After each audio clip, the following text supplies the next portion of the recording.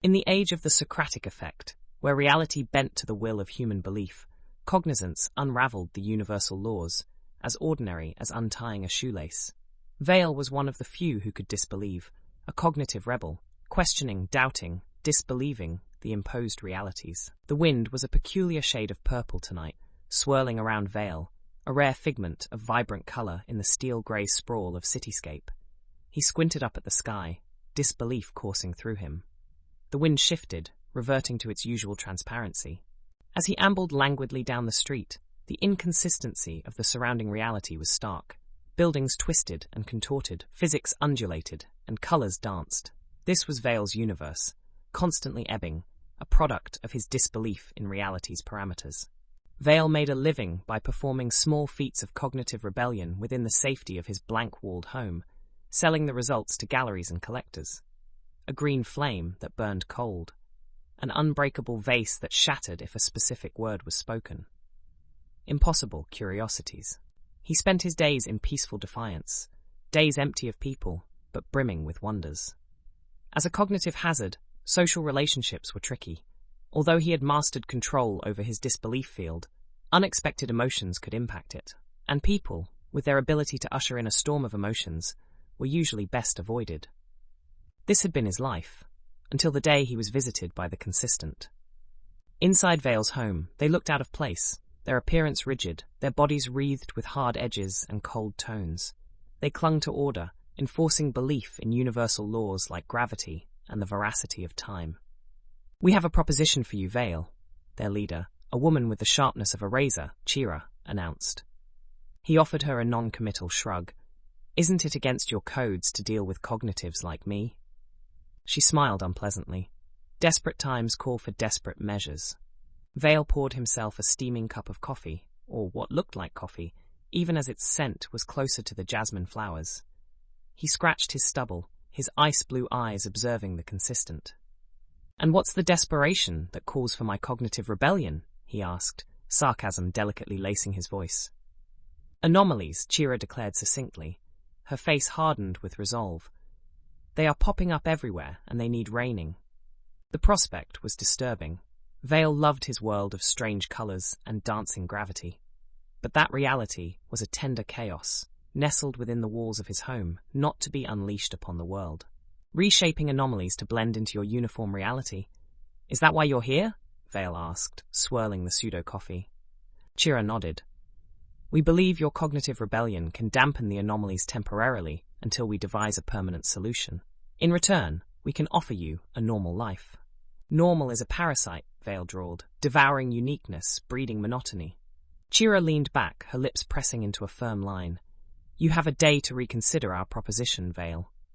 They departed, leaving behind clipped whispers, idle threats veiled as opportunities.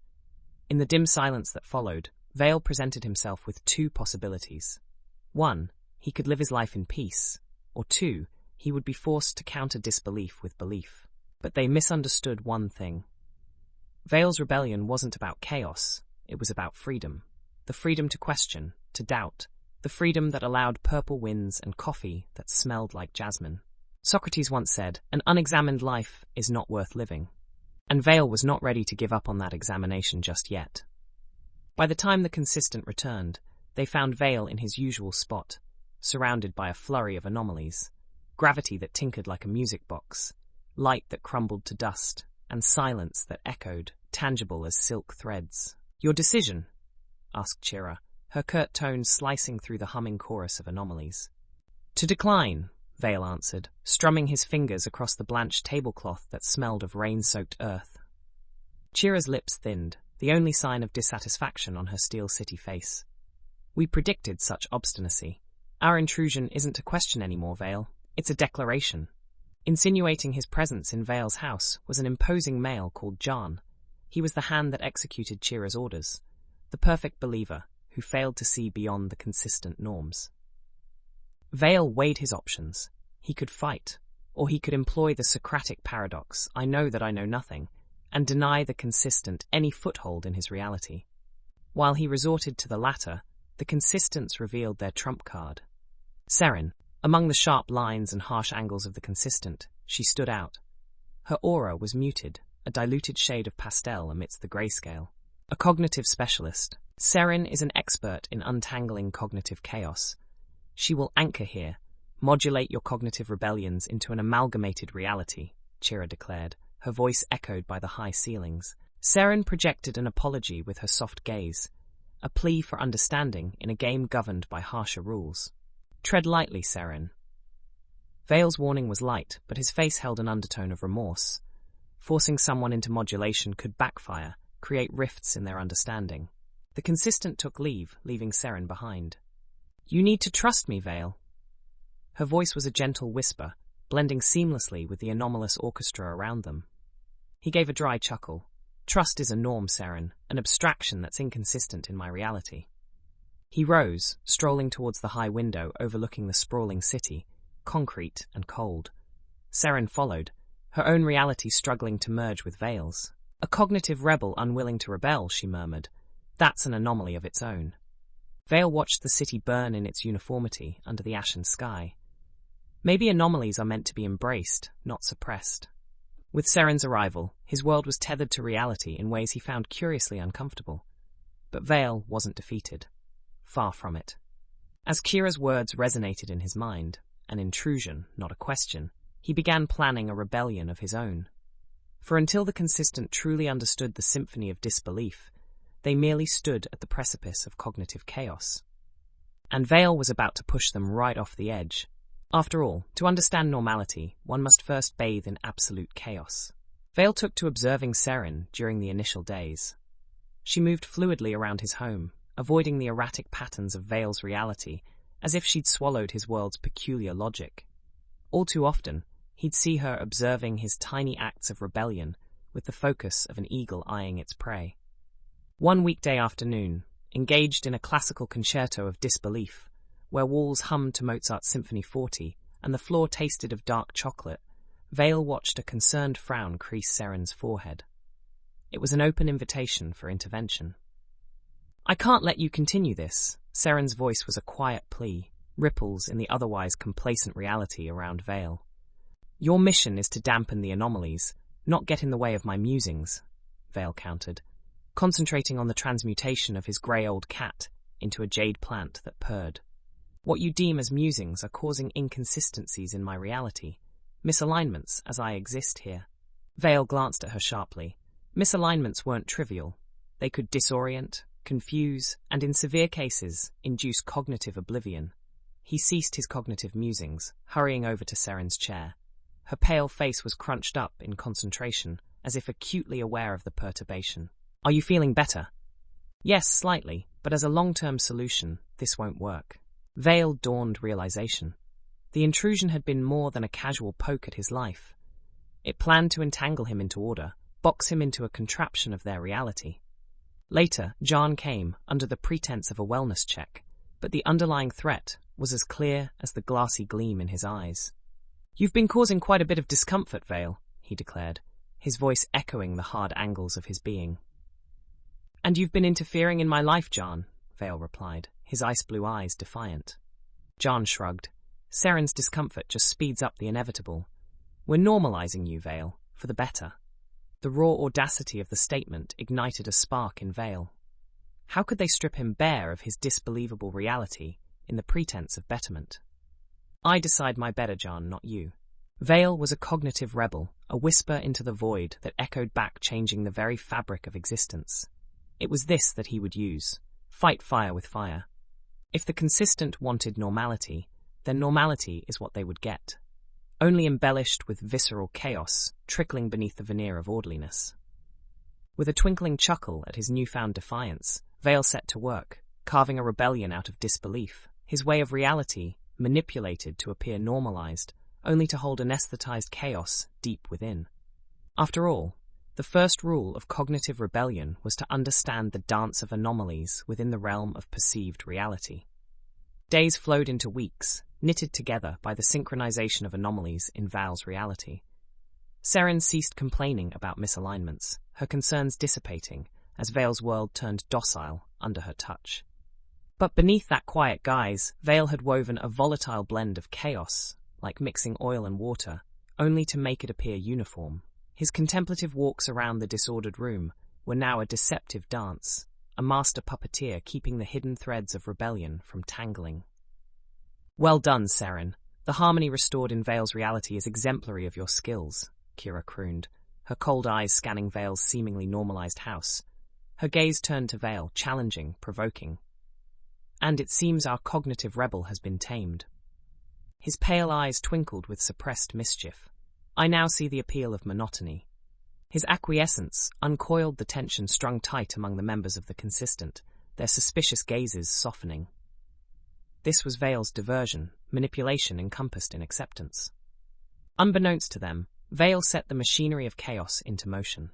The first push was subtle, an unnoticed breeze before the storm. The coffee table flickered in and out of existence. The same table Seren was casually inviting Consistents to earnest discussions. Questions unfurled like flower buds. How did an object become a phantasm in an otherwise palpable world? Next, he poked at the fabric of time, slowing it down while preserving the illusion of normality.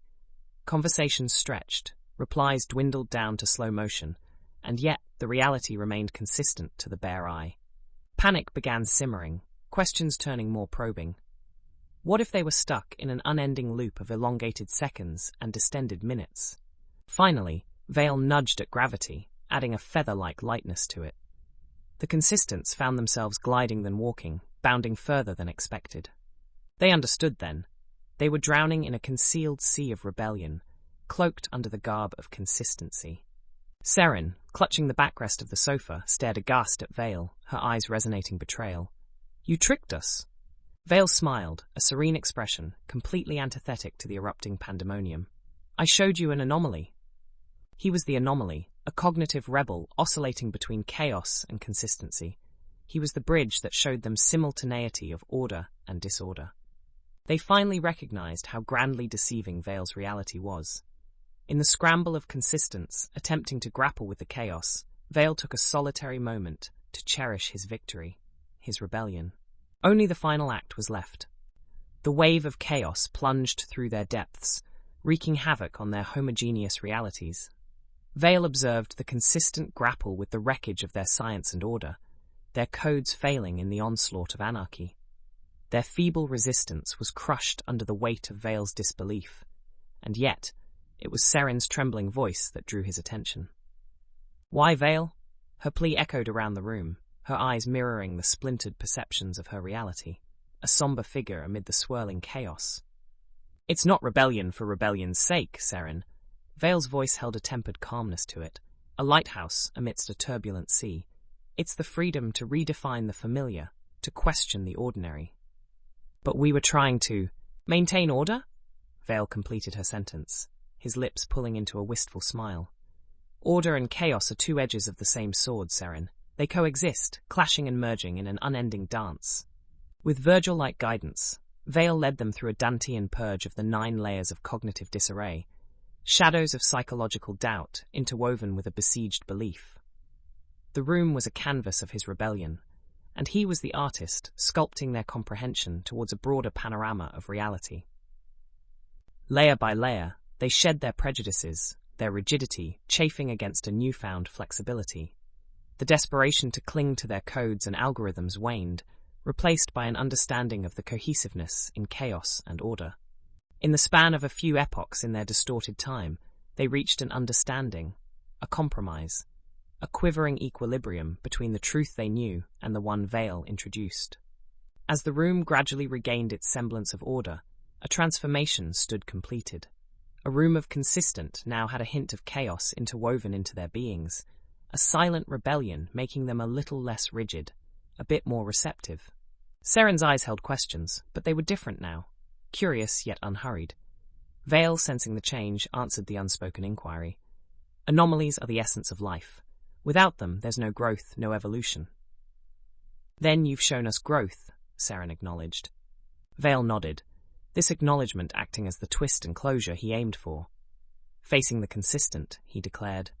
"If the Socratic effect is about beliefs shaping reality, why can't it incorporate the belief in diversity and understanding? Why not create a harmonious world accommodating both consistencies and anomalies?" His words marked the climax of their cognitive odyssey. Striking a chord they were now primed to understand. In the wake of their cognitive upheaval, Vale stood as a beacon. He was an anomaly in their realm, a cognitive rebel who'd sparked a rebellion in their minds, reshaping their take on existence. It was a cognitive revolution, a realization that cognitive reality was as diverse as the spectra of human belief, wherein anomalies and consistencies danced in harmony and dissonance.